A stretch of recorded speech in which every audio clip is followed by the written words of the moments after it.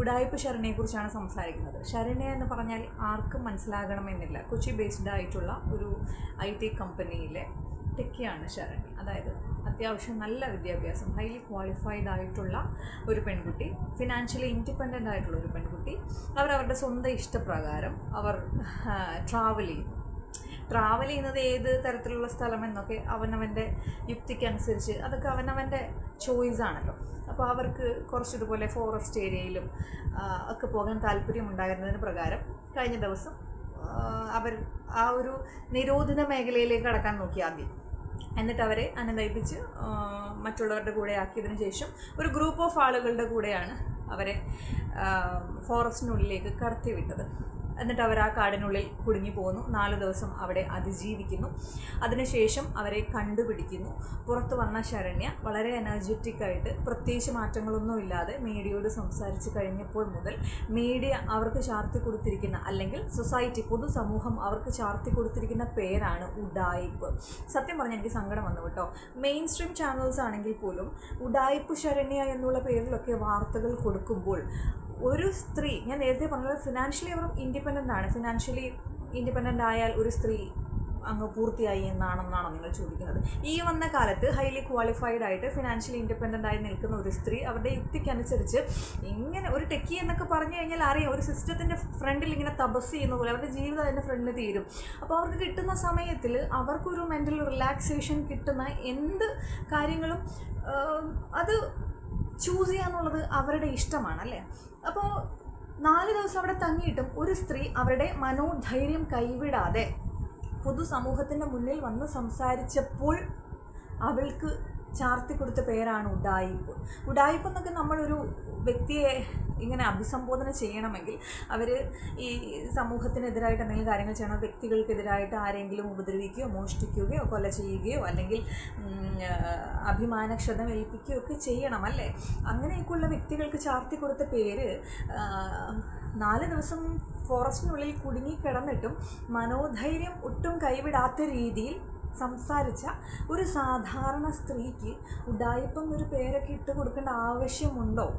എന്നെ അത്ഭുതപ്പെടുത്തിയത് ഷെയ്ഖ് ഹസൻ എന്ന് പറഞ്ഞിട്ടുള്ള പർവ്വതാരോഹകൻ, മലയാളിയാണ് അദ്ദേഹം, എല്ലാവർക്കും അഭിമാനിക്കാൻ പറ്റുന്ന ഒരു വ്യക്തിത്വമാണ് അയാൾ തൊഴിലിൻ്റെ ബേസിൽ. അപ്പം അയാൾ പറയുന്നു അതിലെന്തൊക്കെയോ മറ്റുള്ളവരെ കബളിപ്പിക്കാൻ പാകത്തിന് എന്തൊക്കെയോ കാര്യങ്ങളുണ്ട്, വിശ്വസിക്കരുത്. അതോടുകൂടിയാണ് ഈ ഉഡായിപ്പ് എന്നുള്ളൊരു പേര് ഈ ശരണ്യയ്ക്ക് കിട്ടിയത്. എന്നെ അത്ഭുതപ്പെടുത്തിയ കാര്യം കൊടുങ്കാടിനുള്ളിൽ അവർ കയറി എന്നുള്ളത് 100% ഉറപ്പാണ്. കാണാതായി എന്നുള്ളതും 100% ഉറപ്പാണ്. 4 ദിവസത്തിന് ശേഷം ഈ കണ്ടുപിടിക്കാൻ ചെന്ന ആളുകൾ അവരവിടെ ഇരിക്കുന്നത് കാണുകയും ചെയ്തു. ഇതിനപ്പുറത്തേക്ക് ഒരു സ്ത്രീ എന്ത് കള്ളത്തരം കാണിക്കാനാണ്? ഇത്രയും ഹൈലി ക്വാളിഫൈഡ് ആയിട്ടുള്ള ഒരു സ്ത്രീ സോഷ്യൽ മീഡിയയിൽ വൈറലാകാൻ വേണ്ടിയിട്ട് ഇത്രയും കടുത്ത കാര്യങ്ങൾ ചെയ്യുമോ? അവർക്കങ്ങനെ വൈറലാവേണ്ട ആവശ്യമുണ്ടോ? സോഷ്യൽ മീഡിയയിൽ നിന്ന് കിട്ടുന്ന, ഇപ്പോൾ വൈറലായി കഴിഞ്ഞാൽ എന്താ, കുറച്ച് പ്രോഡക്റ്റിൻ്റെ പ്രൊമോഷൻ ചെയ്യാം, അല്ലേ? അല്ലാതെ എന്തെങ്കിലും ഗുണമുണ്ടോ? അവർക്ക് ഒരു പ്രോഡക്റ്റ് പ്രൊമോഷൻ ചെയ്യുമ്പോൾ കിട്ടുന്ന തുകയുടെ ഇരട്ടി അവർക്ക് സാലറി കിട്ടുന്നുണ്ട്. എനിക്ക് തോന്നുന്നു അവർക്ക് 38 വയസ്സ് പ്രായമുള്ളൊരു യുവതിയാണ്. അപ്പോൾ അവരുടെ ഇത്രയും നാളുള്ള ഒരു എക്സ്പീരിയൻസ് വെച്ച് ഈ കണ്ട പ്രോഡക്ട്സ് പ്രൊമോട്ട് ചെയ്ത് ഇവർക്ക് അതിൽ നിന്നൊരു വരുമാനം കണ്ടെത്തേണ്ട ആവശ്യമില്ല. അവർ കുടുംബം നോക്കുവാണെങ്കിൽ ഫിനാൻഷ്യലി അത്യാവശ്യം സൗണ്ടായിട്ടുള്ളൊരു ഫാമിലിയാണ്. അപ്പം എന്ത് വന്നാലും അതിനെ ധൈര്യത്തോടു കൂടി ഒരു സ്ത്രീ ആണെങ്കിലും പുരുഷനാണെങ്കിലും അഭിമുഖീകരിക്കുകയാണെങ്കിൽ അത് വൈറലാകാൻ വേണ്ടിയാണ് എന്ന് ചിന്തിക്കുന്ന, വിവരമില്ലാത്ത, വിദ്യാഭ്യാസം അടുത്തൂടെ പോലും പോയിട്ടില്ലാത്ത കുറേ എണ്ണം ഇവിടെയുണ്ട് എന്ന് സത്യം പറയാൻ നമുക്കൊക്കെ തിരിച്ചറിയേണ്ടിയിരിക്കുന്നു.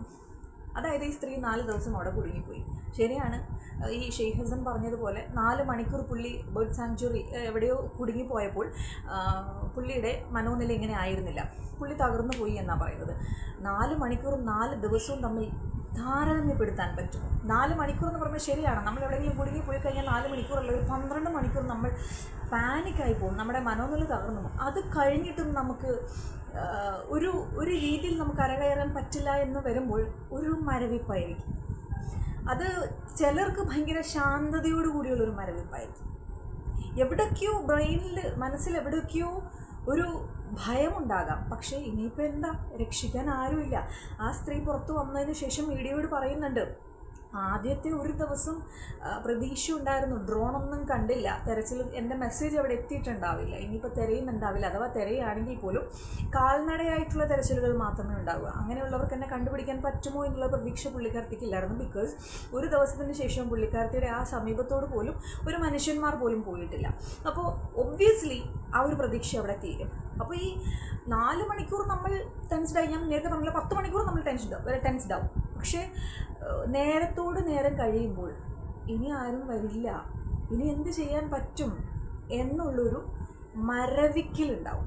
ആ മരവിപ്പ് തന്നെയാണ് ഈ സ്ത്രീക്കും ഉണ്ടായിരിക്കുന്നത്. അവർക്ക് സന്തോഷമുണ്ട്. അതിനൊക്കെ അപ്പുറത്തേക്ക് മിക്ക ആളുകളും പറയുന്ന 4 ദിവസം അതായത് ഭക്ഷണം കഴിക്കാതെ കടന്ന ഒരു സ്ത്രീയെ പോലെ അല്ല തോന്നിയത്. അവർക്ക് ക്ഷീണമില്ല, അവർക്ക് യാതൊരു പ്രശ്നങ്ങളുമില്ല എന്ന്. മല കയറാൻ പോയപ്പോൾ ഉള്ള ശരണയെ നിങ്ങൾ കണ്ടായിരുന്നോ?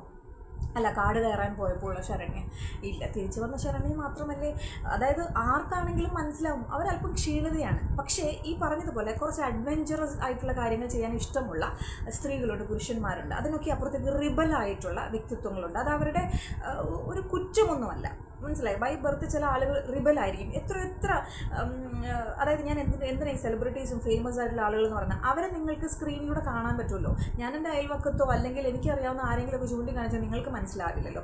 അതുകൊണ്ടാണ് എത്ര ഫേമസ് ആയിട്ടുള്ള ആളുകൾ പറയാറുണ്ട് ഞാൻ കുറച്ച് റിബലാണ്. ഈ കഴിഞ്ഞ ദിവസം ഞാൻ എയ്മ റോസ് എന്ന് പറഞ്ഞിട്ടുള്ള ആക്ട്രസ് ഉണ്ടല്ലോ, അതായത് സോഫിയ പോളിൻ്റെ ഡോട്ടറിനല്ലോ, പുള്ളിക്കാരത്തിയുടെ സിസ്റ്ററിൻ്റെ ഒരു ഇൻ്റർവ്യൂ ഉണ്ട്. അതിനകത്ത് പുള്ളിക്കാരത്തി പറഞ്ഞാൽ ഞാൻ റിബലാണ്, എന്നോട് ആരെങ്കിലും അതിൽ ചെയ്യരുതെന്ന് പറഞ്ഞാൽ ഞാൻ ചെയ്യും. അത് അവരുടെ അനുസരണക്കേടല്ല, അതങ്ങനെയാണ്.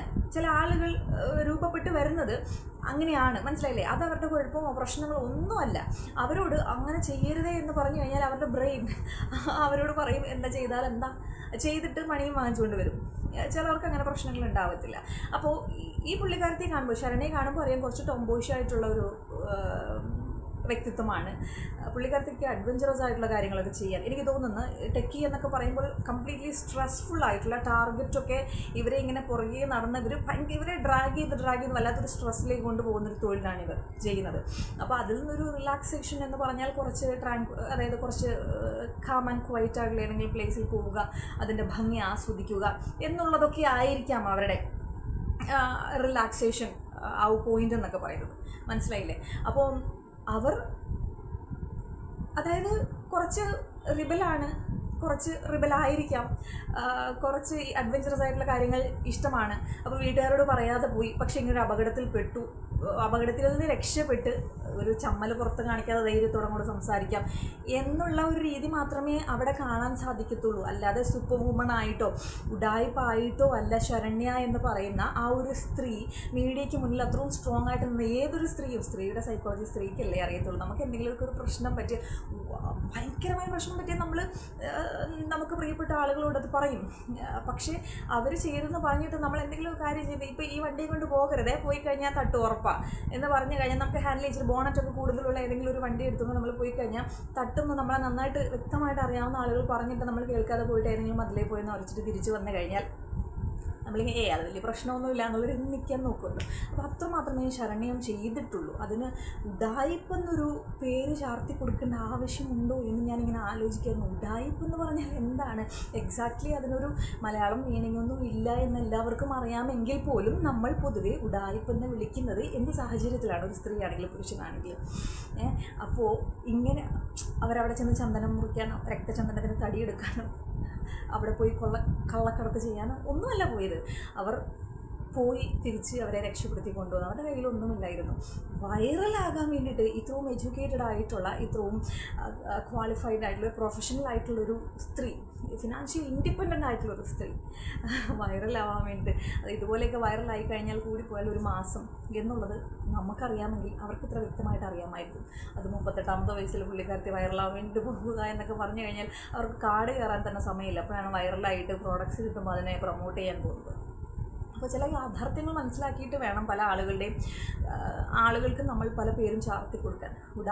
സൂപ്പർ ശരണ്യയല്ല, ഉഡായിപ്പ് ശരണ്യ എന്നുള്ളൊരു തലക്കെട്ട് പല ചാനൽസിലും കണ്ട് സത്യം പറഞ്ഞാൽ സങ്കടം വന്നുപോയി. എവിടെയെങ്കിലും അവരെ നമ്മൾ കാണുമ്പോൾ അറിയാതെ നമ്മുടെ മനസ്സിൽ വരുന്നത് ഉഡായിപ്പ് ശരണ്യ. കാരണം ഇതിങ്ങനെ തലക്കെട്ടുകൾ വായിച്ച് അങ്ങനെ ആയി പോകുന്നു. എന്താണ് അവർ ചെയ്തത്? പോകരുതെന്ന് പറഞ്ഞ സ്ഥലത്തേക്ക് അവർ പോയി, മനസ്സിലായില്ലേ? വീട്ടുകാരോട് പറയാതെ അവർ കാട് കാണാൻ ഇറങ്ങി. അതിനെ തുടർന്ന് മിസ്സായി. ഇപ്പം നമ്മുടെ സ്റ്റേറ്റ് ഗവൺമെൻറ്റിനാണെങ്കിലും നഷ്ടങ്ങൾ ഒരുപാട് ഉണ്ടായിട്ടുണ്ട് അല്ലേ? അപ്പോൾ അതൊക്കെ അവരുടെ കയ്യിൽ നിന്ന് എടുക്കുമായിരിക്കും, എനിക്ക് അതിനെക്കുറിച്ച് അറിയില്ല. അതിനൊക്കെ അപ്പുറത്തേക്ക് അവരെന്താ ചെയ്തത്? അവർ നമ്മൾ ഉടായിപ്പൊന്ന് അവരെ ചാർത്തി കൊടുക്കാൻ പാകത്തിന് ഒന്നും അവർ ചെയ്തിട്ടില്ല. ഒരബദ്ധം എല്ലാവർക്കും പറ്റും. മനഃപൂർവ്വം കാടിൽ കുടുങ്ങി 4 ദിവസം ഇരിക്കുക എന്ന് പറഞ്ഞു. 4 ദിവസവും ഒരു വ്യക്തി, ഷെയ്ഖ് ഹസൻ പറഞ്ഞതുപോലെ 4 ദിവസം ഒരു വ്യക്തി പാനിക്കായിട്ട് ഇരിക്കുക എന്ന് പറഞ്ഞാൽ ഷെയ്ഖ് ഹസന് പോലും നടക്കുന്ന കാര്യമില്ല. ഷെയ്ഖ് ഹസൻ 4 മണിക്കൂർ കൊണ്ട് പുറത്തെത്തിയത് കൊണ്ട് രക്ഷപ്പെട്ടു. ഒരു 8-18 മണിക്കൂർ ആയിരുന്നെങ്കിൽ ഇതുപോലൊരു മരവിപ്പ് തന്നെ അദ്ദേഹത്തിനും ഉണ്ടാകുമായിരുന്നു. 4 മണിക്കൂർ ഒരാളിങ്ങനെ പാനിക്കായിട്ടിരുന്ന് കഴിഞ്ഞാൽ അടുത്തത് മണിക്കൂർ ഉണ്ടാകില്ല. നമുക്ക് വല്ല ഹൃദയസ്തംഭനവും വന്ന് മരിച്ചു പോകും. അപ്പോൾ അതിനെ വളരെ ക്വയറ്റായിട്ട് നേരിട്ടു എന്ന് മാത്രമേ പറയാനുള്ളൂ. ഇനി അതിൻ്റെ പിറകിൽ പുള്ളിക്കാരത്തെ ഇനി വൈറലാകാൻ വേണ്ടി കല്യാണം കഴിക്കുന്ന ആളുകളുണ്ട്.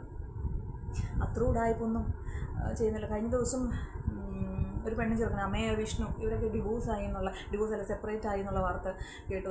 ഇവർ കല്യാണം കഴിച്ചു 17ാമത്തെ വയസ്സിലെങ്ങാണ്ട് കല്യാണം കഴിച്ചതാണ്. കല്യാണം അല്ല, ഒരുമിച്ച് ജീവിക്കുക. അവരെ പിടിച്ച് ഇൻ്റർവ്യൂ ചെയ്യുന്നു, അവരെ കൊണ്ട് വൈറലാക്കുന്നു. ഇതൊക്കെയല്ലേ ഉടായ്പ? വൈറലാക്കുന്നവർ ഉടായ്പാണ്, ഈ ചെയ്യുന്നവർ ഉടായ്പാണ്. ഈ സ്ത്രീയെ എന്തിന് സൂപ്പർ ശരണ്യ എന്നും നിങ്ങൾ വിളിക്കേണ്ട, ഉടായ്പ ശരണ്യ എന്നും വിളിക്കേണ്ട. മനസ്സിലായില്ലേ? സൂപ്പർ ശരണ്യ എന്ന് ആരും അവർ വിളിക്കേണ്ട ആവശ്യമില്ല. എന്തിനാണ് സൂപ്പർ ശരണ്യ എന്ന് വിളിക്കുന്നത്? 4 ദിവസം അവർ ചെയ്തു. എന്നെ സംബന്ധിച്ച് എനിക്ക് ഭയങ്കര പ്രൗഡ് തോന്നുന്നുണ്ട്. കാരണം അവർ മെൻ്റലി സ്ട്രോങ് ആയിട്ട് അഭിനയിക്കുന്നുണ്ട്, ആക്ട് ചെയ്യുന്നുണ്ട്.